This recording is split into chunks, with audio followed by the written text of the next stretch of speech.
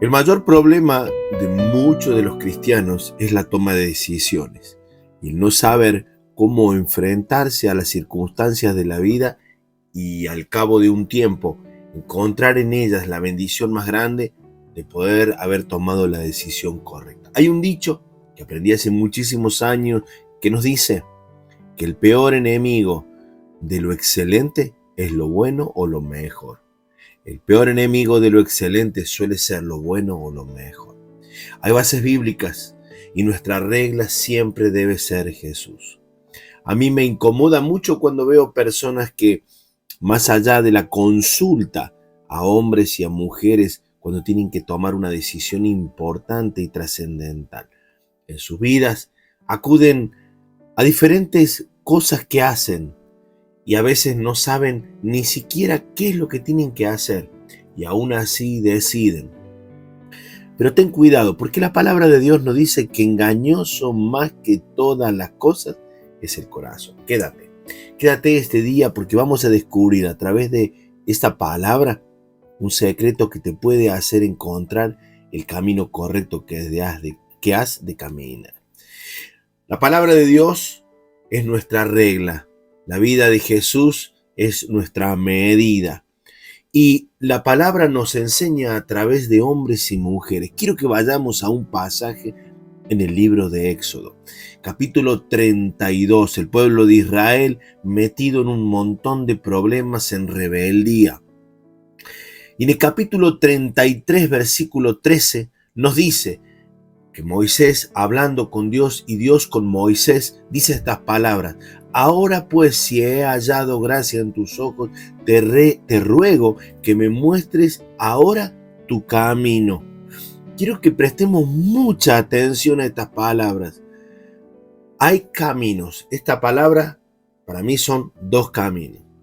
Siempre tenemos para elegir dos caminos. Todos los días tomamos decisiones, algunas muy trascendentales y otras no tanto. Pero Moisés se encontraba en una disyuntiva y tal vez tú te encuentres en una disyuntiva. ¿Qué decisión debo tomar? Recuerda algo, más que todas las cosas el corazón es muy, muy engañoso. Y muestres ahora tu camino. O sea, un camino más alto. El camino de la justicia, dice, y está la vida. En sus caminos no hay muerte. En los caminos de Dios, Proverbios 12:28, en los caminos de Dios hay justicia. Allí no hay muerte. O sea, que vas a andar ese camino y en ese camino tú vas a encontrar vida. Que todo lo que te suceda sabrás que corresponde a la voluntad perfecta de Dios en tu vida.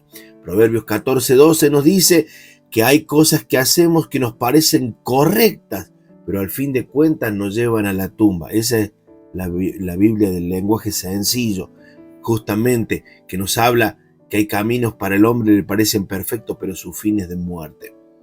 Y Moisés, entendedor de la palabra, le dice a Dios: quiero conocer tu camino, dice, para que te conozca. O sea, el fin de ese camino no era engrosar su ego, no era engrosar su currículum, no era, lo logré, o como muchos hacen, más grave.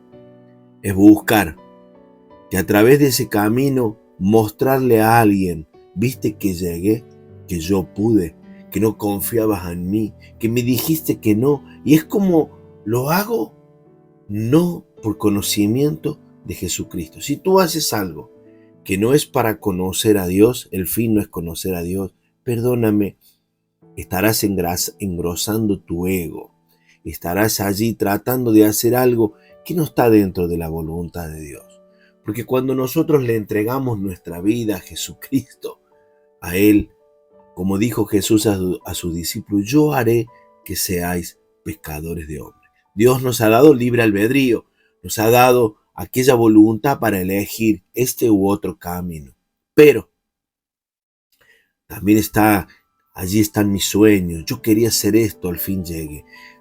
Tal vez tengas que tomar decisiones en una iglesia. Te invitaron a ser parte de, o te ofrecieron cierta cosa. Pero recuerda algo, que tal vez el enemigo más grande de lo excelente y quien te habla lo vivió en experiencia propia, sea lo bueno y lo mejor. Entonces volvamos a la historia de Moisés y Dios. Entonces dice, y halle gracia en tus ojos. Dice, y mira que esta gente es pueblo tuyo. No te olvides, Dios. Y le dijo Dios, mi presencia irá contigo y te daré descanso. Pero, ¿por qué Moisés le dijo esto? Porque en el capítulo 32, versículo 2, cuando empieza la historia esta, Dios le dijo a Moisés estas palabras. Y yo enviaré delante de ti mi ángel, y echaré fuera al cananeo, al amorreo, al eteo, al fereceo y al heveo y al jebuseo. Por eso Moisés le dice, pará, Dios, pará. No. La primera cosa que debemos pedir a Dios es, Señor, ¿tú estás en este negocio? Quiero contarte algo. Todos han subido un auto, al menos alguna vez, si manejaste o no, no importa, pero tú conoces que el vehículo tiene varias posiciones de cambio.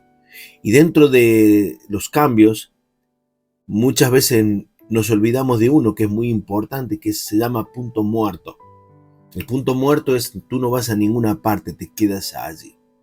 Y muchas veces en la vida de personas, tristemente lo he visto por muchísimos años, las personas ya pusieron primera o segunda y luego le preguntan a Dios, Señor, esta es tu voluntad. Y oro, Señor, yo quiero esto, Señor, hágase tu voluntad. Y es mentira.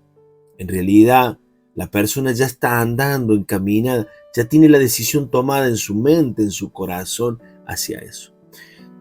Te habrás dado cuenta que muchas veces personas van a pastor y le dicen, pastor, usted le quería hacer una pregunta. Mire, yo hice esto, lo otro, quiero hacer esto. Y le pregunta el pastor, ¿oraste esto? Sí, Dios me dijo que hiciera. Entonces, el pastor muchas veces puede jugar un papel fundamental en esto. Y es decirle a la persona, ¿para qué me preguntas a mí si Dios te dio una respuesta? ¿Qué consejo de hombre puede ser mayor que la respuesta que Dios le dé a una vida? En realidad, lo que la persona esa quería no era que el pastor le diera su opinión. Lo que esa persona estaba buscando era el aval para la decisión que ya había tomado. Como no soy Dios, yo no sé si esa persona tomó o Dios le habló o no, o tal vez buscó o no, no lo sabemos. Lo cierto es que existe un punto en la conducción que se llama punto muerto. Descubrí con los años en la vida que fue como Moisés y como otros personajes que vamos a ver en la Biblia. Te pido que te quedes y te tomes unos minutos para escuchar esto. Moisés se detuvo y dijo, para Dios, ¿cómo el ángel? ¿Por qué el ángel no? Y su presencia sí. Porque, ¿qué conocía Moisés? Que las pruebas que venían adelante, que la misericordia que venía adelante, que la paciencia que tenían que tener para adelante, se necesitaba la obra de Dios y no la de un ángel. El ángel no tenía misericordia. El ángel iba a cumplir lo que Dios le mandaba a hacer. El ángel desconocía de propósitos que sí Dios conoce. Muchas personas, como son engrosadas por su propio ego, deciden porque desean llegar a, era la oportunidad, y tal vez tomas una decisión incorrecta.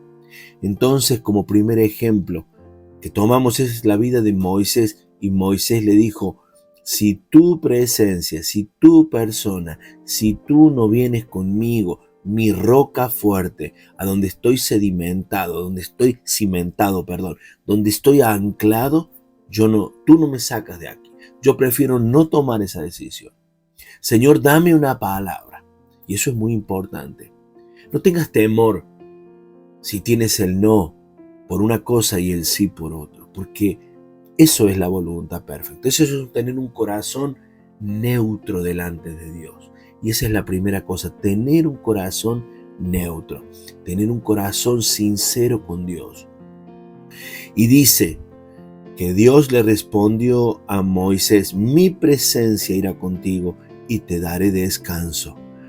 Y volvió otra vez Moisés capítulo 33, versículo 15 dice, y Moisés le respondió, si tu presencia, si tu persona, si tu vida, si tu misericordia, si tú, Elohim, no vienes conmigo, no me muevo de este lugar. Muy importante. El segundo ejemplo que te quiero dar en la Biblia es el de Jesús. Qué cosa tremenda. Dos caminos, dos elecciones. Dios le dio a elegir a Moisés la oportunidad, vuelvo al primer ejemplo, la oportunidad de dos caminos, un ángel o su presencia. Y Moisés eligió la presencia de Dios. El segundo ejemplo es la vida de Jesús. Allí, cuando dice en el libro de Mateo 4 que Jesús es llevado por el Espíritu al desierto para ser tentado por el diablo. Y el diablo, Satanás, el maligno, le ofrece caminos alternativos. Si eres el Hijo de Dios, dile a estas piedras que se conviertan en pan. Dos oportunidades de tentar a Dios. Una y otra vez lo intentó. Y fíjate algo muy interesante, porque Satanás lo tienta a Jesús con cosas que él necesitaba. Y lo más interesante, que lo lleva a la ciudad santa, a Jerusalén, al templo, al pináculo allí, al lugar más alto, donde tal vez se ponían allí los trompetistas a anunciar las buenas nuevas. El Shabbat. Si eres el Hijo de Dios, le dijo, tírate. Y también le ofrece todos los reinos en las montañas de la tierra. Le ofrece una oportunidad. Lo tienta a su corazón. Y quiero decirte que tal vez esos caminos en la vida de Jesús fueron varias veces diferentes caminos para entrarle, para desenfocarlo de aquel camino y aquel propósito. Y Jesús, aferrado a la palabra que su Padre le había dado y al propósito, no aceptó el camino, sino el camino generalmente que no suele ser el más fácil. El mejor camino puede alejarte del excelente. Y Jesús tomó una decisión que cambió nuestra historia. Encaminado con su rostro firme hacia Jerusalén, caminó 3 años hacia la cruz del Calvario. 3 años mirando en ese ministerio el fin que tendría allí. Jesús tal vez pasaba por el costado del Gólgota, pero él sabía que ese era su propósito. No aceptó el camino propuesto, ni del dinero, ni del pan, ni de un lugar, ni de ser, ni tener posesiones y ser alguien. Mira, he visto gente que han sido ofrecidos lugares, puestos de eminencia. He visto gente que le ofrecieron pastorado. ¿Y quien te habla? Tomó decisiones importantes en su vida. Junto a mi esposa, cuando vinieron personas y nos ofrecieron casas, vehículos, justamente en el momento en que habíamos tomado la decisión más grande de nuestra vida, que fue dejar nuestra tierra, nuestra parentela, para venirnos a esta tierra maravillosa de Mendoza. Ni siquiera teníamos trabajo, ni iglesia, ni propiedad, ni auto, no teníamos nada. Sin embargo, teníamos algo: la presencia de Dios prometida en nuestra vida, a lo que Dios nos había llamado, a buscarle a Él y a mirarle. Y realmente quien te habla da testimonio y fe que siempre va a haber, pero no fue una vez, varias veces. Lo mejor te quita de lo excelente. Y termino con esto. En el libro de Génesis nos cuenta la historia de Abraham y de Lot, una historia conocida. Lot se empezó a pelear, hubo momentos donde tenían que alejarse del camino y dice que venía Abraham de las jornadas de trabajo y había estado allí invocando el nombre de Dios y Lot estaba cuidando las ovejas. Y este es el punto más tremendo. Jesús usó palabras propias de la palabra de Dios para contestarle a Satanás, no con sus argumentos. Y Abraham venía de buscar a Dios, invocar su nombre. Y la tierra se había complicado, los pastores se peleaban entre ellos. Y Dios, y acá está el maravilloso consejo, fue delante de Dios allí y le preguntó a Dios: ¿qué hago, Señor? tú me puedes dar la respuesta. Y dice allí que Dios habló al corazón de Abraham y le mostró la tierra que tenían por poseer, que no era la tierra que cualquier hombre tomaría. Yo conozco el lugar donde estuvo parado Abraham físicamente y te puedo asegurar que haber tomado esa decisión para todo el mundo era una locura.